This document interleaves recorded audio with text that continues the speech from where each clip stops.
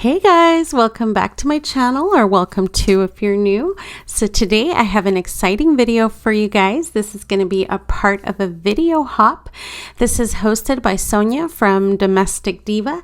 So don't forget to check out the link down in the description box below and check out all the fabulous ladies that are a part of the hop.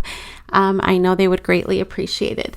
All right, you guys, so now we're going to go ahead and start on our DIY project. This one is a container from Dollar Tree, of course, since we're doing Dollar Tree DIYs for this hop. And I thought it would be super cool to turn this into a picture. I have been super into, flower arrangements and whatnot. And I thought it would be so cute to make a picture arrangement. So that is what we are going to create with our very first DIY. So if you love these type of videos, don't forget to show me some love by giving me that thumbs up. And if you haven't already, go ahead and hit that subscribe button. All right, you guys, I'm looking forward to getting to know you if you're new, so make sure you introduce yourself down in the comments below. Let's get started.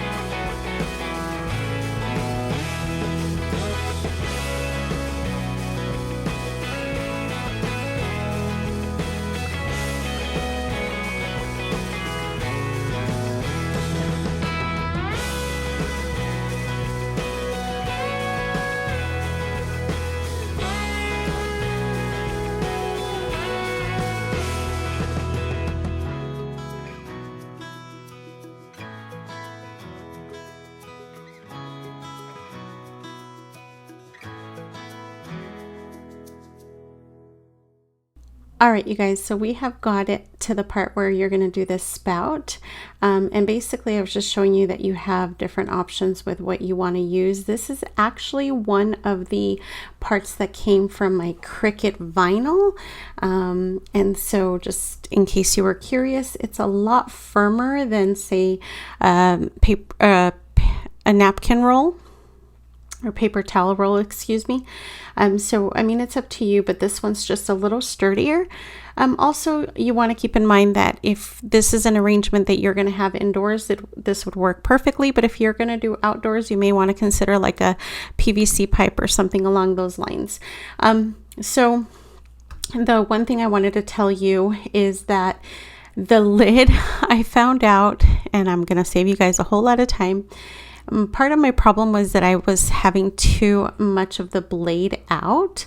The smaller the blade is, the easier it is to cut around. I don't know if you guys noticed how it cut like butter once it was nice and short, which, hello, took me a while to figure that out, but hey, better late than never. And now I am kind of trying to just cut this at an angle so that we can glue it. Now, I decided that I didn't quite want it to be glued because it felt a little flimsy, and later on you're going to go ahead and see that I actually end up cutting a hole because I wanted it to be much sturdier. So I'm just, giving you a heads up of what's to come. But now we are going to go ahead and give a coat of paint, because we want everything to match. But yeah, I'm really, really digging this. And then I can't wait for you guys to see the next step. So here I got these cute 3 little dish sets, and this is what we're going to use as our sprinkler for our little watering can, which I thought was pretty genius. And then we're using a table mat, and we're just going to use that because it's nice and thick plastic, and we're going to cut around and poke holes and basically glue it all together. And I will show you guys how basically I accomplish this. But this table mat, the plastic is so thick and perfect that we are going to end up using that for our handle and for our little both of our handles. You'll see what I mean here in just a moment. As always, you guys, I like showing you more than explaining because clearly I'm so good at it. Anyway, you guys, let me know if you have any questions down in the comments, okay?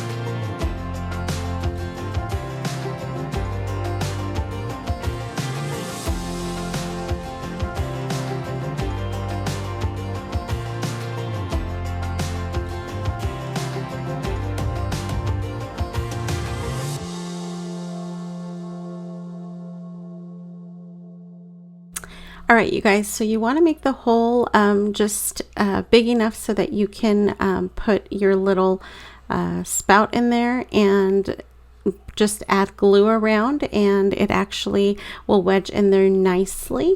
And then what I'm adding here is some brown paint so that it looks a little dirty and used. A little rusty is what I like to call it. But yeah, of course, this is all optional, but I just thought that's something that I wanted for my piece.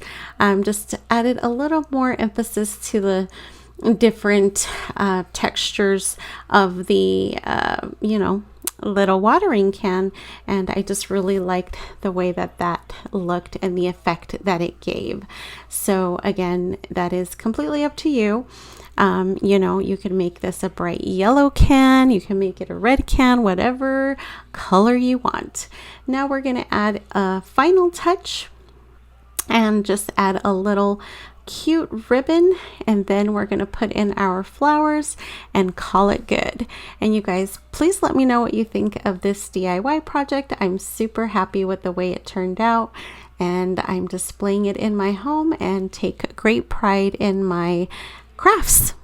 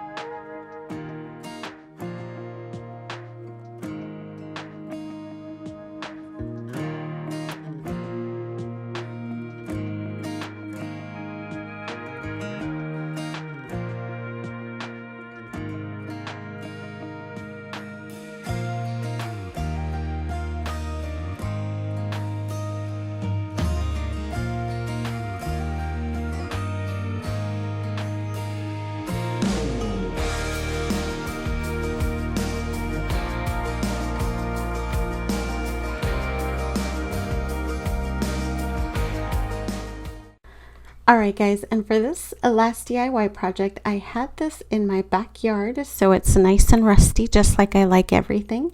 And I didn't quite have any hanging plants that I wanted to use, so I took inspiration from J. Mundy. I like to give credit where credit is owed, as you guys very well know. And this is something that she had done on her YouTube channel. Now, I did my own spin on things. She used different materials, but this same clock face, she used, quite a bit of different things than I did.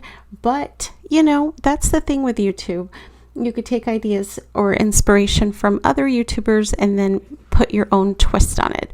Plus, one of the biggest things that I wanted to do with my rendition of this is I wanted to create something for those that don't have tools. So if you don't have the ability to drill something into metal, for example, I am going to show you a way to do it without having to drill into metal.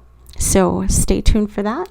But basically, as you saw here, I just printed this basically from a blog, because I'm not even sure how I got to this, but I know she was the originator from this, but I did get this off of a blog.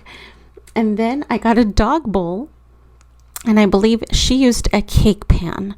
But go with what you can find, and this is just as good for me. We're going to go ahead and give that a nice coating of the apple barrel black paint.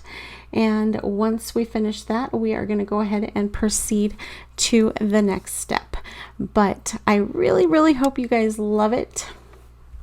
And who would have thought that a dog bowl would be, part of a old school, wayer thingy, and a scale. That's the word, scale.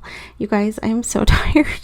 Anyway, I really hope you guys love this, because oh my gosh, I love it so much, and it looks so cute in my kitchen. I showed my brother and sister-in-law this weekend, and my son, he walked in the kitchen and he says, "Mom, I love that. That's so cute. And I was like, thanks, son. Anyway, and it's super easy to recreate. So I really hope that I can inspire you to create something that, you know, brings joy and happiness to your heart. So yeah, let me know if you have any questions.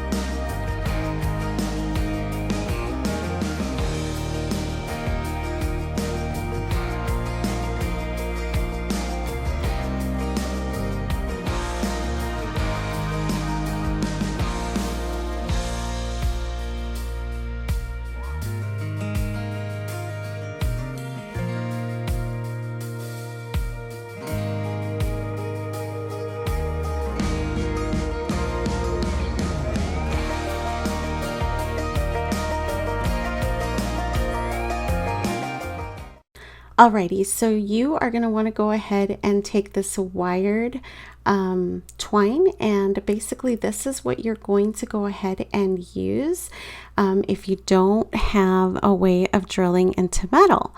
So I have drill bits, but I didn't have the metal type of drill bits, and instead of going out to buying some, I decided to use my imagination, and let me tell you, this worked amazing. So I did it twice. I did it for the bottom loop, and I did it for the top loop, because keep in mind that we are going to have to put our little basket and chain on the bottom part, and then you're also going to need a loop on the top so that you can go ahead and attach it to I used an S hook and a command strip, which I'll show you guys here once we finish up. Now, the other thing I chose to do, this is optional, is I went ahead and stripped the twine part, and so that it was just the very thin twine, or excuse me, very thin wire. Now, if you just want to use wire, that's another alternative as well, but I just liked the twine part of it, just because I felt like it was a little bit sturdier, but again, it's up to you guys. And then we are going to go ahead and paint it so that you really honestly can't tell. Now, once you put it up, I mean, it's not like it's going to bounce around and, you know, people will be able to see it. I mean, I guess it depends on your kitchen or wherever you choose to put it. I've even seen people who put these in their bathrooms. I mean, to each their own, I guess. But it's just a cool way of doing it, and I would definitely recommend that, you know, you take your time and make it exactly the way that you want it. I made my loops pretty small just because I didn't want them to be, you know, ginormous. But now we are going to go ahead. I had off camera put a Mod Podge on the clock face just because we do want that protective layer. And I did spray paint the basket. I didn't use acrylic paint like I had for all the other stuff. But if you guys have been a part of my channel for a while, you know that there isn't anything that I don't distress. This, of course, just like anything else, is optional. And I like putting layers and giving all of my crafts dimension, and so you're always going to see me add, you know, different tones, different colors, and that is just something that I choose to do. But if it's not something that you like, if you like it to be crisp and clean, by all means do whatever makes your heart happy. And I am going to go ahead and also do that to the face of the clock. And honestly, you guys, I'll do a close-up at the end. It looks so stinking cute. I had gotten a little paint, I'm sure you guys probably noticed, on the face of the clock, but it just all blends and looks so good together.